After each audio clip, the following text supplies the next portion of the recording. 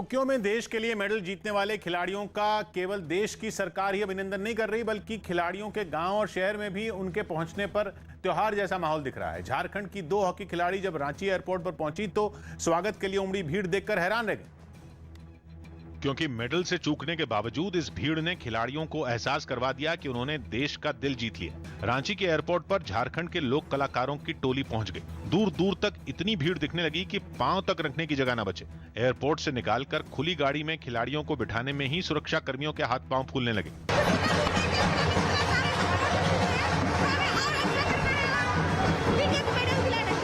फूलों से सजी गाड़ियां पहले से एयरपोर्ट पर सलीमा और निक्की के लिए तैयार रखी गई थी। पुलिस ने सुरक्षा का तगड़ा इंतजाम भी किया था। बहुत अच्छा लग रहा है, यहाँ पे इतना लोग सपोर्ट कर रहे हैं, देख के बहुत ज्यादा खुशी हो रही है। पूरे रास्ते निक्की और सलीमा खुली गाड़ी में सवार होकर चलती रहीं और तिरंगे झंडे लहराते रहे। जबकि अमृतसर में अपने घर पहुंचे गुरजंत सिंह का स्वागत भी उनके गांव में बिल्कुल पंजाबी स्टाइल में हुआ। हॉकी में ब्रॉन्ज मेडल दिलाने वाली टीम के खिलाड़ी गुरजंत के स्वागत की खास तैयारी की गई थी और उनके पहुंचते ही ढोल बजने शुरू हो गए। तिरंगे झंडे लहराते रहे और पैदल ही नाचते झूमते लोग गुरजंत को लेकर उनके घर तक पहुंचे। टोली देखकर ऐसा लगने लगा जैसे गांव में किसी की बारात निकल रही हो। लेकिन उनके घर पर तो तैयारियां और भी अलग थीं। घर पर बाकायदा एक रिबन बांधी गई। घर पहुंचते ही गुरजंत ने अपना मेडल मां के गले में डाल दिया। दोनों महीनों के बाद गले मिले और फिर रिबन काटकर गुरजंत घर में दाखिल हुए। फिर शुरू हुआ घर की महिलाओं का जश्न। पूरे गांव के लिए गुरजंत का मेडल लेकर लौटना होली या दिवाली से कम नहीं है। इटली के सिसिली में जंगल की आग रिहायशी इलाकों की तरफ फैलने लगी है, जिससे लोगों के लिए बड़ा खतरा पैदा हो गया। यूरोप के कई देशों की तरह इटली के जंगल भी पिछले काफी वक्त से सुलग रहे हैं, लेकिन रिकॉर्ड तोड़ गर्मी और तेज हवाओं की वजह से आग पर काबू पाना मुश्किल हो गया और जंगल की आग तेजी से फैलते हुए रिहायशी इलाकों की तरफ बढ़ने लगी। वहां से सामने आई तस्वीरों में हर तरफ आग की ऊंची ऊंची लपटें उठती दिखाई दी। पूरा इलाका धुएं से घिरा नजर आया। काफी बड़े इलाके को चपेट में ले चुकी आग एक हाईवे तक पहुंच गई। कई बस्तियों पर भी खतरा मंडराने लगा। आग को आगे बढ़ने से रोकने के लिए दमकल कर्मी पूरी ताकत झोंकते नजर आए।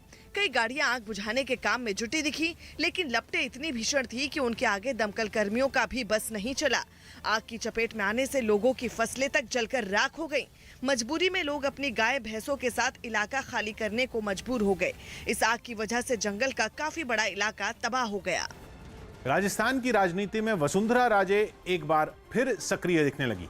वसुंधरा लगातार राजस्थान के बाढ़ प्रभावित जिलों का दौरा कर रही हैं और पीड़ित लोगों से मिल रही हैं, जिससे वसुंधरा के विरोधियों की धड़कनें बढ़ने लगी हैं। वसुंधरा राजे 3 दिन से बारां, झालावाड़ और धौलपुर के कई इलाकों में हवाई दौरे कर रही हैं। उनसे मिलने के लिए लोगों की भीड़ भी उमड़ रही है और वो लोगों से उनका सुख दुख भी पूछ रही हैं, जबकि पिछले कुछ महीनों से वो राजस्थान की सियासत से गायब थी। यहाँ तक कि उनके समर्थन में बयानबाजी करने के लिए एक नेता को बीजेपी से निष्कासित भी किया गया था। इसीलिए उनके इस दौरे पर कांग्रेस भी चुटकी ले रही है। वसुंधरा जी जो कुछ शो कर रहे हैं अपने पार्टी के नेताओं को कर रही हैं, पार्टी में मैसेज दे रही हैं। उनका पार्टी का अंदरूनी मामला, उसमें मैं बोलना नहीं चाहता। जबकि बीजेपी के बड़े नेता भी वसुंधरा राजे के सक्रिय होने पर तोल मोल के बोल रहे हैं। पार्टी का अपना जो संविधान है, नियम कायदे कानून है, कामकाज है, वो सबको अवसर देती है।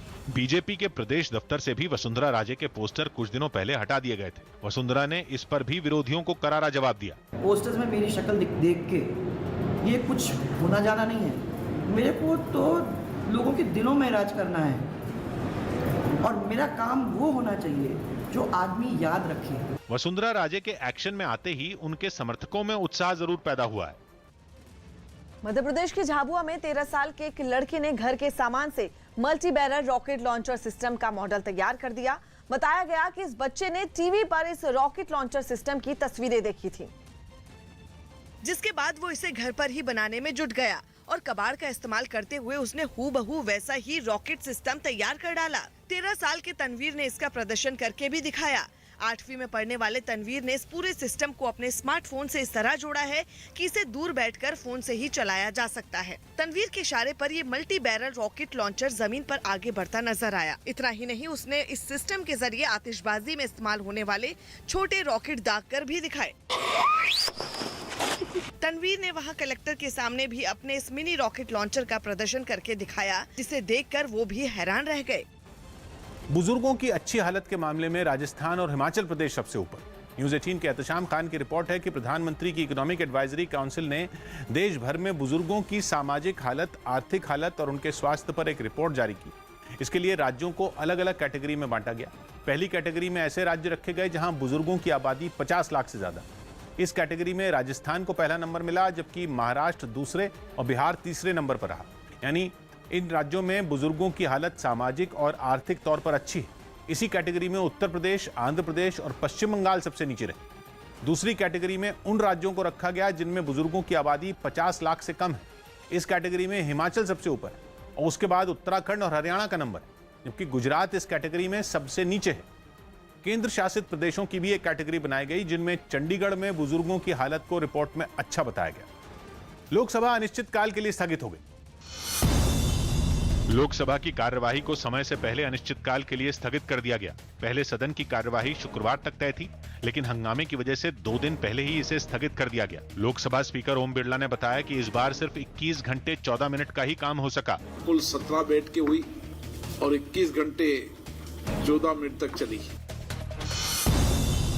कोरोना के बढ़ते मरीजों को देखते हुए केरल सरकार ने ओणम और मुहर्रम में भीड़ जुटाने पर रोक लगा दी।